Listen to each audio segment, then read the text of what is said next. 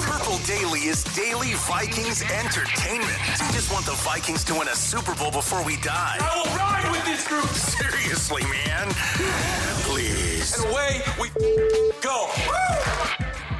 Yeah, thank you to Kevin O'Connell for joining Purple Daily yesterday.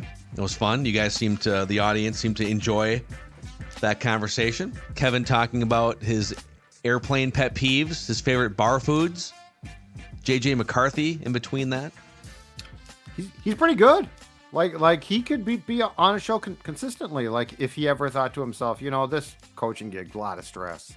Purple Daily is more my speed. What's funny is when we asked him the airplane question, and he's very self-aware, and he's one of the more like socially perceptive people I think in recent Vikings history. Like Mike Zimmer was kind of just right for a coach. He's very self-aware. Coaches are not usually self-aware. Absolutely. Yeah, but we ask him, hey, we do snake drafts on Fridays, and we talked about our airplane pet peeves last week. What's your biggest airplane pet peeve? And he goes, well, got to be honest, I'm not exactly schlepping it on flights the way that I maybe was a while back in my life. Right. Translation: I make millions of dollars. I either fly private or first class at worst if I'm going to slum it with my. And what was his line about his wife being great and him finding an excuse to be late to trips? Like he'll. It sounds like he'll fly by. I'm always a day late, or I'm leaving a day early on the vacation. So he goes by himself. Honey, let me. I'll get out there a day early. I'll make sure everything's good and get some work done. We're grinding film. I can't leave on that day, but I'll join you the next. Ooh, gonna be tough. Yeah, you guys have fun at Disney World. So we have a packed show here today. We've got some breaking tampering punishment news we will get to. We've got a Random Viking of the week. Also, I'll just throw this out. The release date for the Netflix wide receiver documentary is July 10th. So that's on the calendar. We're excited to break that down in a month. But we'll start with JJ McCarthy, some of the things he said to the media yesterday, and then a question regarding JJ McCarthy presented by our friends at Nicolay Law, the exclusive personal injury law firm of Purple Daily. Nicolay Law, led by our guy, Russell Nicolay. Just a bunch of normal, everyday folks ingrained in the Twin Cities communities that they live in.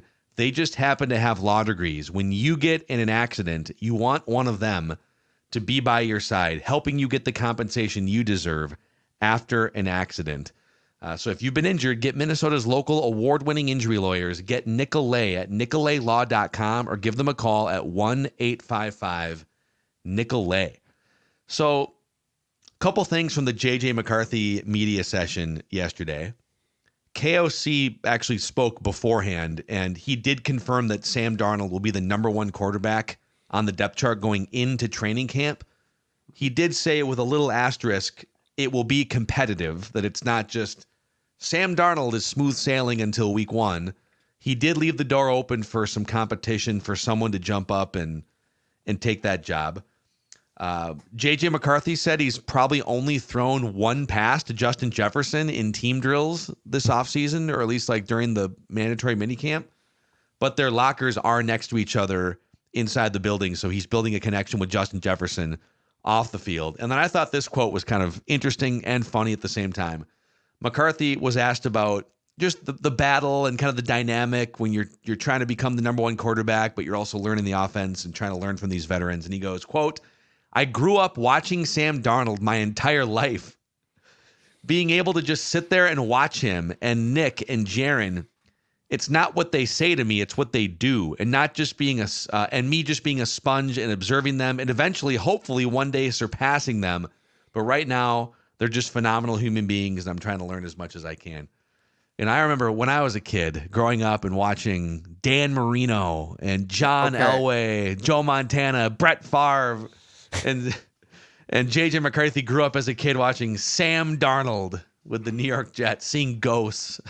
Yeah, first of all, the math on that does not exactly work. He did not grow up like he watched him in his teenage years, right? At USC. College, right? When was Sam Darnold's first year as the USC star?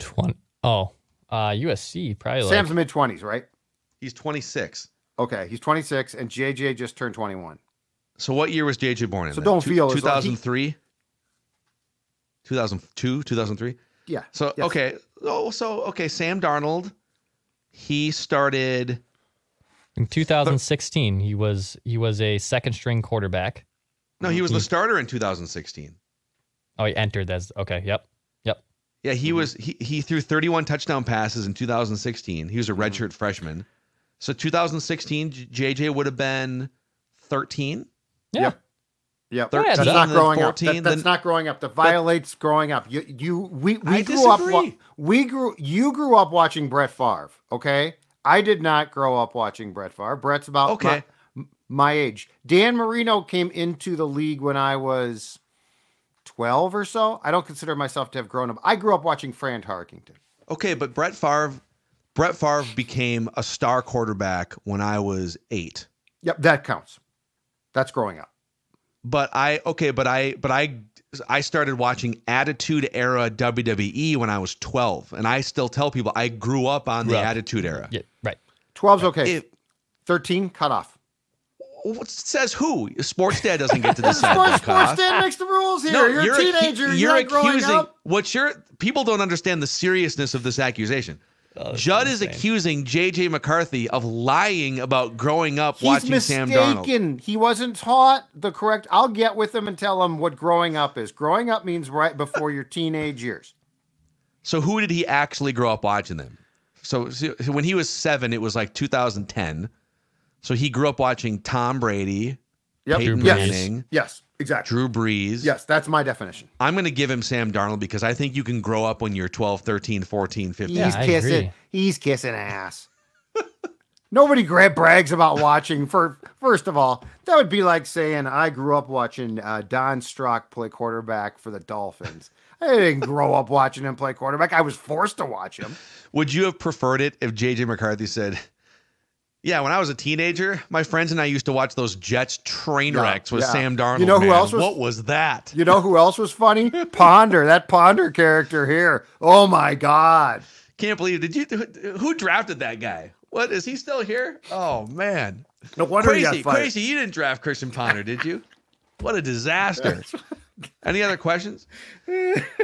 So he's saying all the right things and he's ingraining. And I think what was clear with Kevin O'Connell's conversation with us yesterday is they very much have a meticulous, long list of things that they want him to get better at mechanically, footwork, being able to understand the play that you're delivering and what you're supposed to look at the line of scrimmage so that when you actually get out there and the NFL bullets are flying and it's a defense trying to take your head off, that you're not thinking about your left foot at the line of scrimmage or what the verbiage of the play is. You're trying to think about the next level calculus. Okay, that linebacker is shading over this way, single high safety over here. That means I need to do this. What else, before we get to a couple other questions here, what else sort of stood out? JJ McCarthy talking to the media and just everything you've seen from McCarthy post-draft up until this stopping point before training camp. Well, to go back to what you just talked about Kevin O'Connell, I think he is, and this can be good and bad, but I think it's good in this case. I think he is very self-aware. I think he is and look, being self-aware can mean you question yourself too, which you clearly don't want consistently from a quarterback. But it also doesn't help to be a dumb jock who's like, I'm going to come in and take the league by storm. I like his makeup. And I'm saying that from a point of there's far more to see here. So this could definitely change. But if you're just asking me for almost immediate Viking impressions of McCarthy, his responses are almost more important than what, than exactly like dissecting what he's saying every time.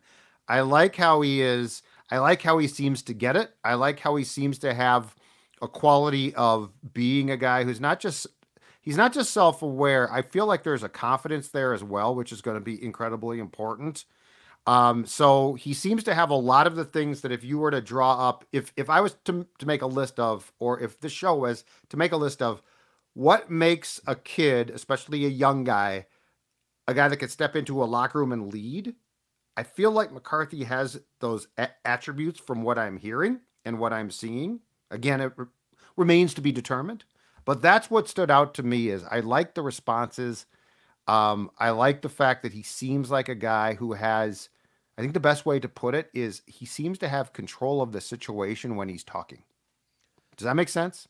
Yeah, he does seem wise beyond his years in front of a microphone, at least. I think we have to find out, is he wise beyond his years in front of an NFL defense and dissecting things? Because there's a lot of guys that can speak very smoothly at a podium and a lot of guys that can sort of tell you with time to think what's happening on defense. Does he have that quick twitch, able to dissect whatever's happening in front of him within 2.5 seconds and do it in the NFL?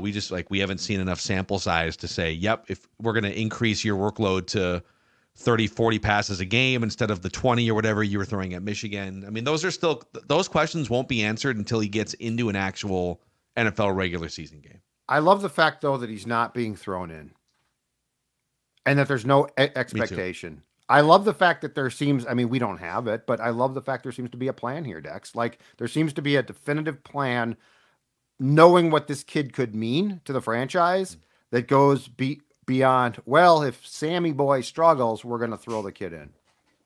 I think we probably could have, like, on another episode of Purple Daily, because I saw Dan Orlovsky talking about this yesterday on NFL Live, rookie quarterbacks, to make the playoffs with their team. And it's only happened, just a handful of times. Dak Prescott did it in 2016 when he was kind of thrusted into it when Romo got injured in the preseason. Ben Roethlisberger did it. But Orlovsky pointed out the fact that the last 2 seasons, Kirk Cousins has averaged 38 passes per game, which is the second most in the NFL the last 2 years. And rookie quarterbacks who make the playoffs threw the ball about 20 times per game. Now, where is the middle between the rookie that if it would be JJ McCarthy, which if everything goes to plan, it won't be him. Where's the middle with Sam Darnold? And then also, like, what does that mean for the KOC offense? Like, he lost Kirk Cousins. They passed a lot. They were ineffective at running the ball. So whoever is the quarterback, I think we should, like, have a real deep dive too of, like, what does the offense look like, pass attempts per game, now that they have removed Kirk Cousins from the equation. Yeah. I mean, that's a really interesting number because you think back to Ben Roethlisberger and those Steelers offenses. It was Jerome Bettis and some of those Willie, they had a bunch of running backs that they were just like. Parker, right? Willie Parker. Yeah. Fast Willie Parker. Yep. And then Le'Veon Bell eventually took over a while later. But like early on, Ben Roethlisberger was just this game managing, hand the ball off to Jerome Bettis, etc. Now, CJ Stroud, I'd be curious to see. That dude seemed like he was throwing a lot of passes relative to the league last year. Now, it's just one example, and just because he did it doesn't mean that every quarterback can come in and throw for 250, 300 yards on a regular basis. But yeah, I mean, if you have a rookie quarterback and you want to make the playoffs, A, you have to have a great roster around you, and the Vikings have one of the best rookie quarterback rosters you're going to find. But B, you can't throw the ball 38 times. Like, probably can't. Now, can you throw it 38 times or 35 with Darnold, who's not a rookie? He's been around a while. I don't know that that's the best strategy either because he's just more reckless and turns the ball over more often than Kirk Cousins does. So, yeah. That's... because Kirk is gone and there's clearly going to be a ton of McCarthy conversation and a lot of Darnold conversation as well. I think the one thing that the royal we in this town is sleeping on is the run game. Kevin O'Connell needs to prove, and we didn't, this was actually on my questions and we didn't get to it yesterday because it probably would have become a deep discussion that we didn't have time for. But Kevin O'Connell needs to, and the Vikings need to prove that they can effectively run the football consistently. Yeah. Like that's been, I went through like the carries and stuff. And in O'Connell's first 2 years, this team, when it comes to the run game, has been at the bottom of the league in a lot of very simple key categories. So like there's another discussion that is well beyond the quarterbacks. Like it's not they're part of the solution, but they're not the problem. This team needs to establish the run consistently. And through 2 years, they have really not. Yeah, and Aaron Jones should help because Aaron Jones compared to Alexander Madison is not even close. I mean, Aaron Jones is one of the better running backs in the NFL. It's also trust, right? Because like if you go back to Dalvin Cook's last year here, they also didn't run the ball a ton. I think it comes down to trust. And yes, Kirk being gone changes things because I do think that there was a ton of trust in Kirk and what Kirk could do passing the ball. But, for the greater good of Darnold and long-term McCarthy, you can't just say, hey, JJ, you threw the ball 20 times in college, but now you're going to throw it 40 times per game. That, in my opinion, that's not a formula that works consistently in this league period. Yeah. Just back to JJ McCarthy for a moment. Here's a question. Judd, you kind of floated this when we were kicking around some different topics for the offseason here, like questions we wanted to put out to each other and talk about on the show.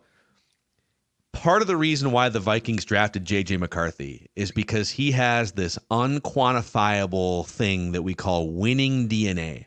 Mm-hmm. His high school team won a championship. His college team won a championship. And even if he wasn't the one putting the team on his back and throwing the ball 45 times a game like some of the other college offenses, there's just something about JJ McCarthy's leadership and his presence. And when he does throw the ball, he converts on 3rd and long. He's making the right throw into a tight window. That I think, like when you listen to Jim Harbaugh talk about him and some of the draft experts like the Thor Nystroms of the world, they give him credit for tools and for physical attributes, but the conversation usually lands on there's just something about him. There's an it factor. There's a winning DNA that's ingrained in JJ McCarthy. How much do we believe in winning DNA among quarterbacks? Or is it just a myth that's propped up by talent and circumstance and other things? Is it a thing? Oh, yeah. Yeah, I definitely think it's a thing. And I think in this town, we have seen guys that have talents that don't translate, partially because the quarterback position, your ability to do things physically, like McCarthy's arm, which is a really good arm, is obviously very important. But your ability to believe in what you're doing and your ability, probably more importantly, to rally your teammates around you is huge. I mean, you know what? Christian Ponder didn't have a chance more so because of his mental makeup than his actual physical issues. I'll give you an example of a guy that seemed on the right track. Teddy Bridgewater was wired exactly how you want a guy. He's a smaller guy who, by the way, didn't have a great arm. There were a lot of things physically when it came to Teddy's game at quarterback that you could pick apart. Yeah. But what you couldn't pick apart was the obvious, and I mean, his former teammates have talked about this, his coaches, the respect that he commanded. And you can't walk into a locker room and say, I'm the captain now. I'm the quarterback now. Everyone follow me. Your teammates are going to say, BS. Screw you. It has to happen, yeah. And just like JJ McCarthy has to be careful not to do that right now. And I don't think he will, because I think he's got the it. But yes, I think winning is incredibly important as, if nothing more, a reference point. And some people can win and some folks don't. And we've seen people that win, and it's impressive, and I think it's important.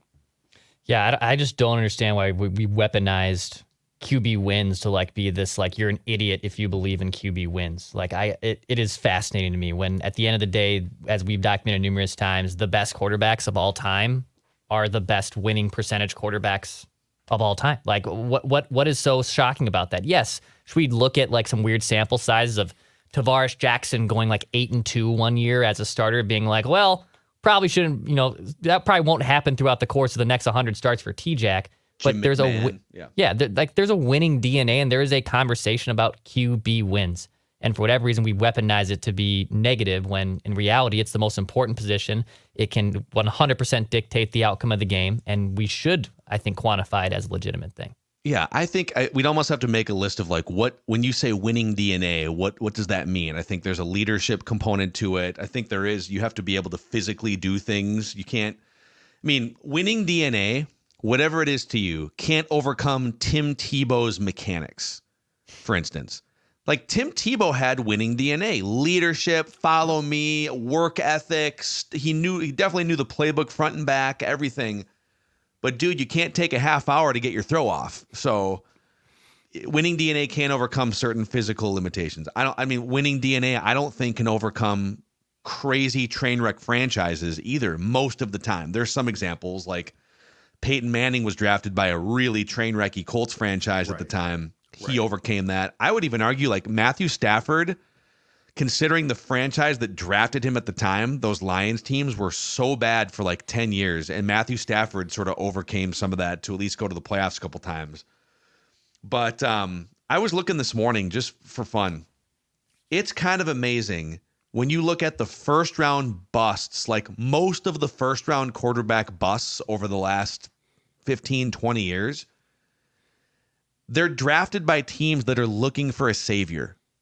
Like Sam Darnold, we've talked about this ad nauseum at this point, but the Jets are consistently looking for a young quarterback to save them, right? Zach Wilson, please save us from a 10-year playoff drought at the time of them drafting him. So I was just trying to go through and say, okay, who are like some of the high-profile, big-time, highly drafted quarterbacks that just did not pan out? And were they getting into a great situation and they just didn't pan out, or were they being asked to save the franchise? Yep. It's incredible. Zach Wilson, the Jets were in a 10-year playoff drought when they drafted him. Sam Darnold, he was the quarterback they drafted before Zach Wilson, 3 years, right? A 7-year playoff drought. Baker Mayfield, come save our train wreck Browns franchise. The Browns were in a 16-year playoff drought when they tabbed Baker Mayfield to save the franchise. By the way, the Browns list includes Baker Mayfield, save us. Johnny Manziel, please save us. Brandon Whedon, Brady Quinn, please. We haven't made the playoffs in a bajillion years. Back to Tim Couch. Tim Couch, we were moved away from Cleveland for years. Now we're back. Please save us. Yeah. I mean, hell, like Jameis Winston, yeah, that guy's a bust. Well, the Buccaneers, 7-year playoff drought. Maybe Jameis can save our train wreck franchise. Blake Bortles. Matt Leinert's a great one.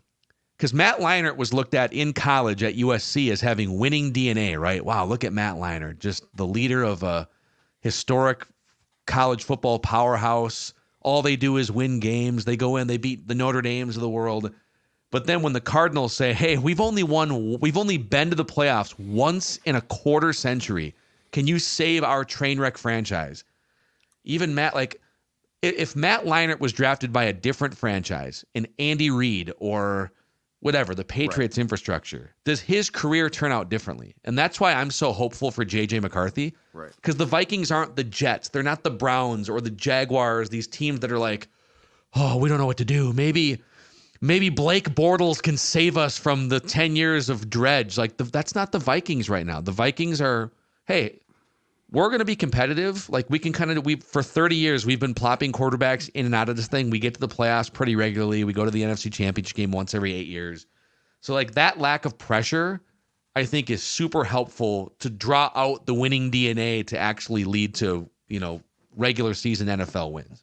If you look at the attributes of the guys that we're talking about here, highly drafted QBs, and you say to yourself, oh, okay, this guy's been a winner in high school, a winner in college, he's got an it factor, right? And then he gets drafted by a team that is a toilet bowl team. You can flush that. Like if Tom Brady gets taken in the 6th round by Cleveland, what are the odds? Like, what are the odds they don't screw that up? And he might catch on with a different team, but is he the guy who got his number retired on Wednesday night by the Patriots? No bleeping way. Agreed. Let me give you, I think, the poster child draft for what you're talking about too. And yes, I'm going to mention 2 names, and fans who recall these guys are going to scoff and be like, well, they sucked. But I just have a question. Think about this. Did they suck, or were any attributes they brought flushed down the toilet? The 99 draft, okay? Yes. Top 3 picks. Cleveland Browns, Tim Couch. Really good quarterback in college at Kentucky. Bang. Just a career that I covered the end in Green Bay. He signed as far as backup as a prayer, and he was ruined by then. Like, he was ruined. Second pick in that draft, a young Andy Reid takes Donovan McNabb. Yep. A quarterback who I think taken in the wrong environment does nothing. But he's taken Eagles franchise that was highly competitive for the 90s and the got most a good part. And now is put into a place with a good coach who understands play calling. The third pick, Achilles Smith. And now you're going to say, well, his career sucked. He's taken by the Bengals.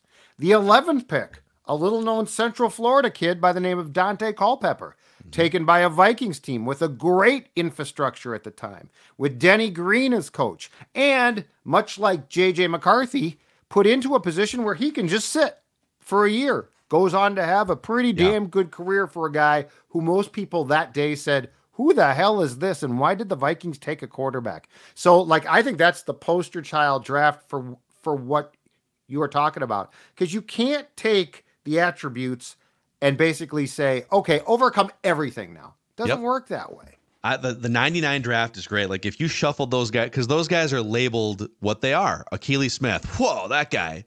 As opposed to, oh, that franchise. Go look at the Bengals franchise leading up throughout the 90s, leading up to that draft. Train wreck. Yep. And then you look at the Eagles fell on some hard times, which led them to have a high draft pick and kind of start over. But the Eagles made the playoffs 6 or 7 times between the late 80s and like 1998 or whatever it was. They were regularly winning 9, 10, 11 games, fell on hard times for a couple years. Yep. But then, boom, okay, we got Andy Reid. We're the Eagles. Let's do it.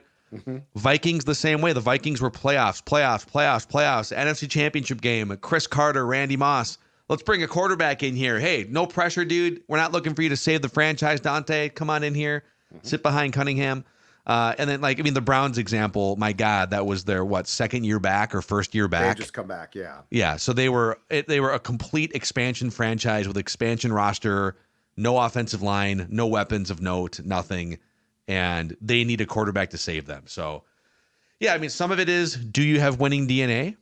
And some of it is, are you drafted into a situation that they need you to save them? Or can you sort of come in here and feel it out for a little while? And the latter is true here for JJ McCarthy and the Vikings. Which is why I think that Drake May potentially got drafted into a terrible place. Yep, it's going to be... That Patriots team is nowhere near, and they're in a market with a first-year coach where I think they're probably going to, if not play him opening day, I think they're probably going to play him before he's prepared to play. Yeah. Now, if maybe he's good enough to rise above it and kind of figure it out, but boy, that's a tough road. All right, we got to get to some breaking NFL news here that dropped before we started recording, and we'll get to a random Viking after we shout out our friends at Federated Mutual Insurance Company. Business owners out there, you understand the importance of protecting your reputation, your workplace, employees, and financial assets.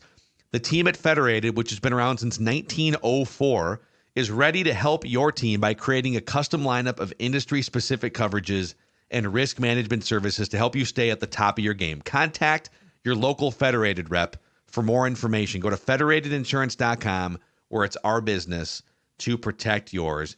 And this weekend, the Twin Cities Battle of the Badges is coming to Myth Live this Saturday night. It's a charity boxing event that will feature police officers, firefighters, and emergency medical service providers stepping into the ring to duke it out to see who reigns supreme, all in the name of charity. Proceeds from this fun event will go to YWCA St. Paul to support their community programs and initiatives. You can find out more about tickets at mythlive.com. That's mythlive.com. Okay. Breaking news. The National Football League has officially docked the Atlanta Falcons for all of their tampering with Kirk Cousins, but also so the league found that the Falcons tampered with Kirk, Darnell Mooney, and Charlie Werner. So 3 tampering situations. It's a hat trick of tampering. The Vikings had an exclusive communication and negotiating window with Kirk Cousins. At least the communication window was still open. The Falcons reached across. They had contact with Kirk. They were becoming friends with Kirk, maybe even helping Kirk pack boxes. They were DMing him, sliding into his DMs. All of that tampering must be a pretty heavy-fisted fine or something, right? Some sort of major punishment. We banish the Falcons from the NFL for 5 years? What's going to happen here? Nope, the NFL docked the Falcons a 2025 fifth-round pick. They fined the multi-billion-dollar organization $250,000. Yeah. And they fined the multi-million-dollar general manager, Terry Fontenot, $50,000. That's the punishment. Yeah. Your thoughts? One, I did not expect and have no problem from league precedent with the Vikings not getting any compensation back. But a 5th-round pick is all for 3 guys. And by the way, Kirk's responsible for 2 because Kirk turned himself in and the Falcons in during his introductory press conference, and then talked about the fact that I believe he was actually, as a representative of the Falcons, ostensibly, calling Darnell Mooney as well. So Kirk's responsible for 2. But I didn't think the Vikings or any other team would get something. I did think the draft pick, as I predicted, and write that down, which will now come off the board, and I'm very upset about this. I did think that it would be a first. Okay, it's not a first, at least a 2nd-round pick. It's a 5th-round pick. So I'm very disappointed. But I think this shows that the league just knows how widespread this entire thing is. And I honestly think if the Vikings had complained, but Kirk hadn't sold out his new team, I think they get. I don't think the Falcons get punished.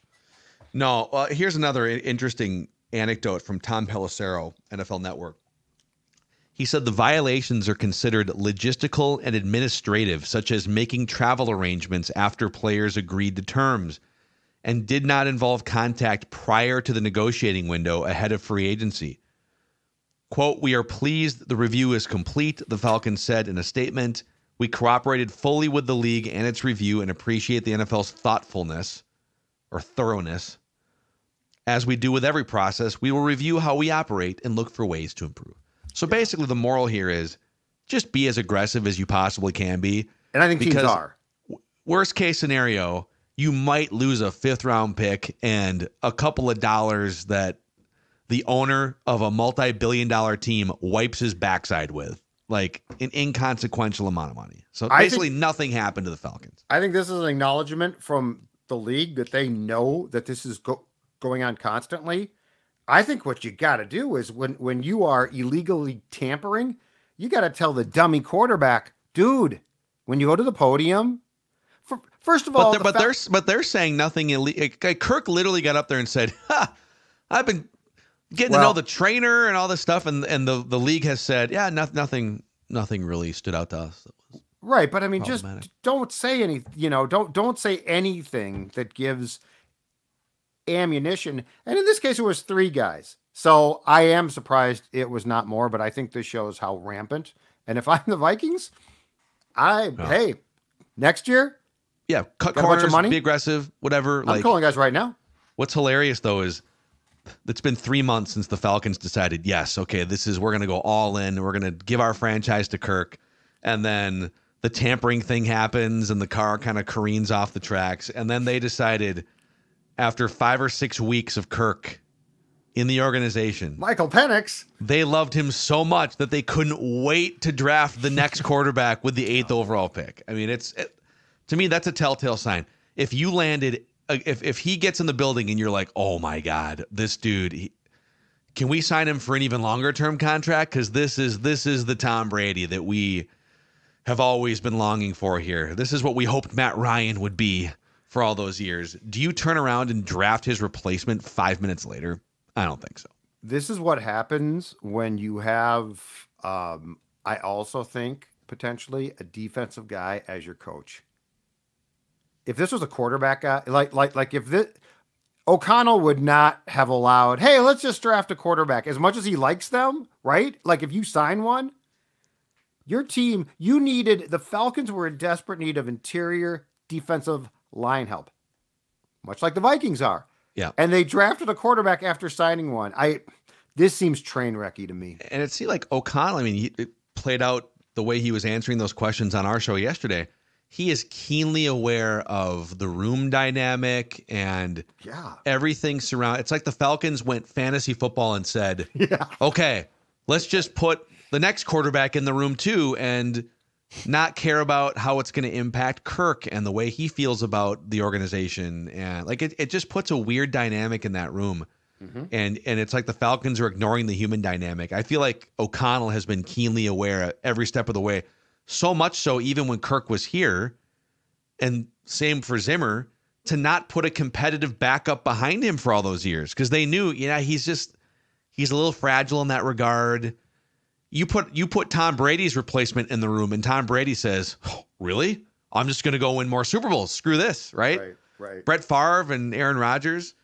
Not the way, like, there's a reason why Sean Mannion was Kirk's primary backup for all those years, because that's what he was comfortable with, as opposed to his successor potentially learning from him to take over. He doesn't want the threat of him not being that team's starting quarterback. But anyways, so the Falcons get slapped on the back of the wrist. The Vikings get nothing out of it, and we can all move on with our lives.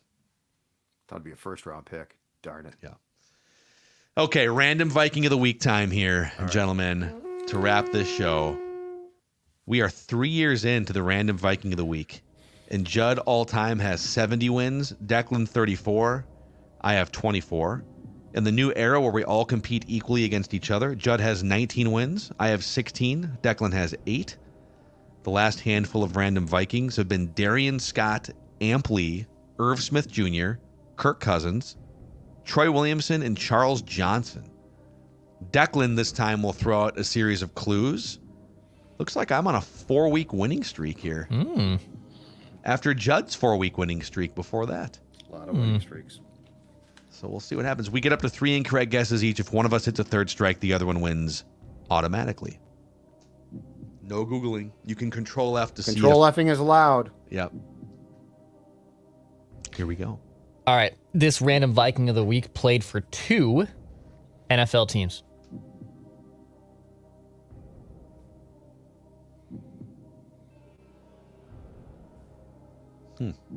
This random Viking of the week had 24 touchdowns in his NFL career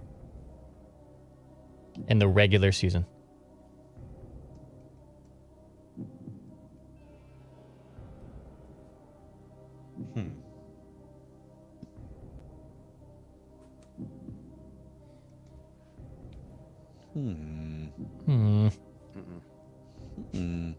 I think I know it.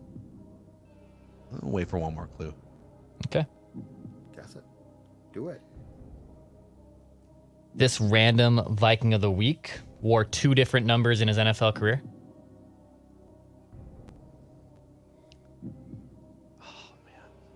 One with the Vikings, one with another team. An AFC team. Oh, an AFC team. Okay. I almost just rifled off an incorrect guess there. Darn it. I was hoping for that guess. 2 back doors. All right. Don't spoil. I didn't. I just said 2 back doors. No one's going to know what that means. They probably think it means something very different than what it means. All right. I'm trying to pull this up here quick. This random Viking of the week was an honorable mention as an All-American in college. And was first team freshman All-American by the Football News. Okay, so he's a good college player. Good college player, yep. First team freshman? Yeah. And then his senior year, he was an All-American honorable mention from the AP. I always love Football News.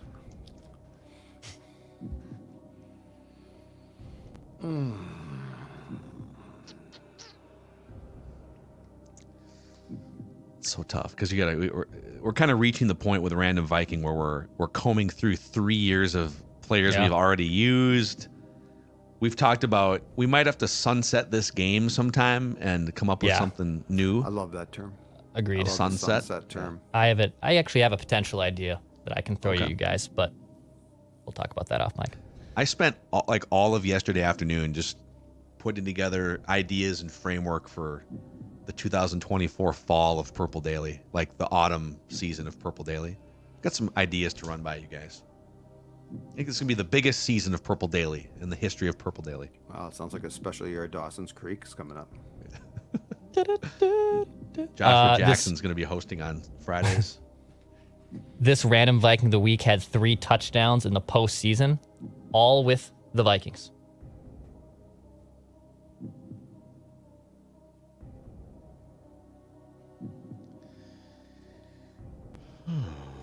But he played for his other team was an AFC team.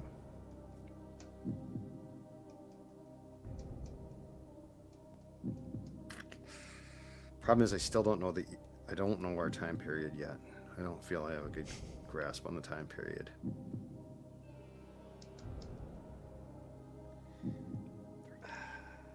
I feel like this guy has scored. I have a guess, but it'd be a fast one. I feel like Declan may be pulling a fast one here.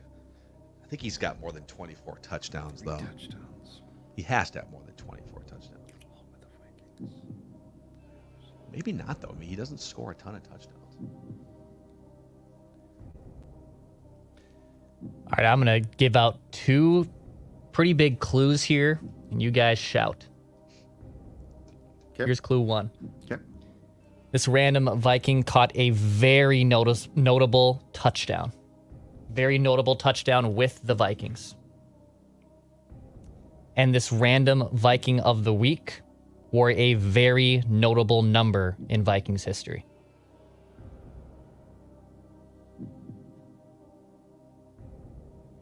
No, that's not. Not clicking for you guys?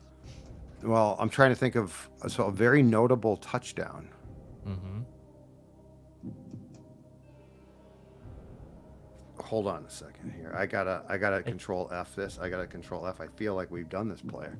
I feel like it's been done. It's been done. This is not him. This is not him. No. Yeah, I was gonna guess him too. I know who you're thinking A of. very notable. But he's played for more than 2 teams. Well, he hasn't. If we're thinking of the same player. Well, the guy I'm thinking of is about to play for another team, but you could torture it into it being 2 teams. That's I was going there too. Yeah, but a notable. Do you want to make that guess? No, because he's been used. Wait. At least who I'm thinking of has has been used. I guess we don't. In really fact, I know think who you each other- used him. I think. Yeah. He's been used. That guy's I been think used. you threw out the clue, and I'm not going to say no names because then it could be held against me in a court of Purple Daily Random Viking of the Week opinion. Yeah, he's been used. Just to be clear, Stefan Diggs has been used. Just to That be is clear. correct. That's what we're talking about. And he played for 2 teams, and he caught a notable touchdown With the Vikings. with the Vikings. In a playoff game. In a playoff game.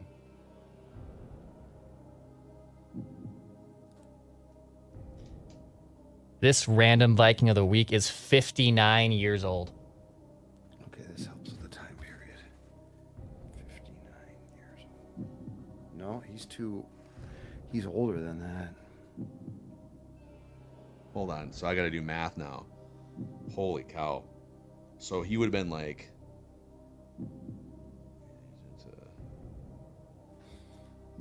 Like late. So like.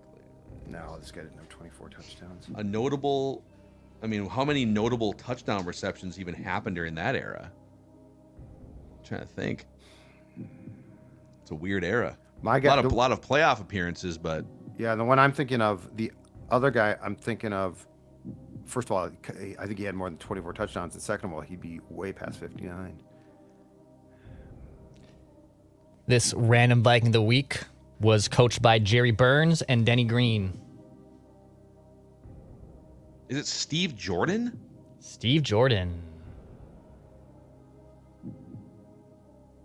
I don't think he ever played for an AFC team. I don't even know he played outside the Vikings. I don't think he did.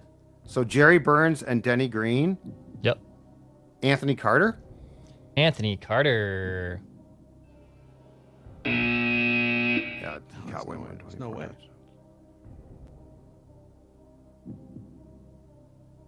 Okay. 3 touchdowns with the Vikings in the playoffs.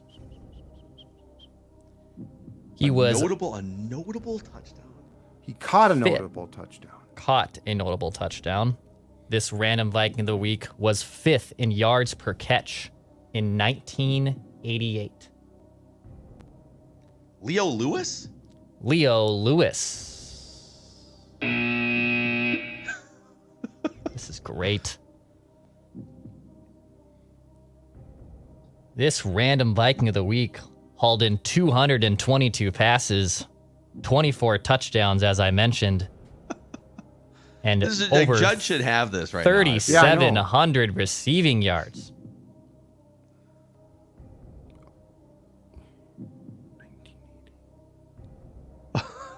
This is wild. No, 24. No, you know what? I just thought of one, and then I'm like, hold on a second. I'm so thrown off by 24 touchdowns because it's not Lewis, like all the names Anthony Carter. coming to my. I have one more guess, but I don't think it's right. Coming to my brain aren't right. So I have one strike left. Judd has 2 guesses left. Wade Wilson threw him the infamous touchdown that I'm speaking of. And he wore number 84 for your Minnesota Vikings. Hassan Jones? Hassan Jones. Judd, you win. I don't know. Oh, let's go! Oh, no! Let's go! Oh, my Jones. Hassan Jones. Hassan Jones. Oh, my God, that's hilarious. I didn't think he caught that many touchdowns. I didn't either. Hassan Jones. Holy cow. Hassan Jones. We have reached the absolute bottom of the bag We are, yeah. in Random Viking of the Week. Oh, my God. Yeah, I mean, he was... I do remember him on Tecmo Super Bowl as a kid. I remember him well. I didn't realize he... I thought Judd would sniff that out. That's funny. So, yeah, he had... I mean, he was a good, solid number 2, number 3 receiver at times. He was solid. But I thought Leo Lewis was their big... Wasn't he one of their big downfield guys or no? I don't think he was big. It was more like a punt returner kind of guy. Yeah. So, yeah, he caught a Hail Mary from Wade Wilson in that playoff ass kicking over the Saints in 1988, 89. Yeah, that didn't come to mind as a big one. But, yeah, I should have got that. I was thinking Kyle Rudolph at first, like Stephon Diggs, Ahmad Rashad, but then you said playoffs. Yeah, Rashad was way more than 24 touchdowns, and he's not 59. Rashad's older. Yeah, he's that's a generation, prior. Yep. So Hassan Jones, it was Anthony Carter, Hassan Jones, Steve Jordan catching passes. I should have remembered that. There's my guy, Leo Lewis. Just want to see how many catches he had. Yeah, Leo Lewis had a 600-yard year with the Vikes, 1986, 800 in 1984. Anyways, all right, there's your Random Viking of the Week here. Purple Daily. Judd, that was right in your wheelhouse. I know. I've dropped the ball on them. I'm going like new school now. 5 consecutive wins for Ole Mac. Definitely in my wheelhouse. Disappointed myself. All right. Feedback Friday tomorrow. We just want the Vikings to win a Super Bowl before we die around here. Purple Daily.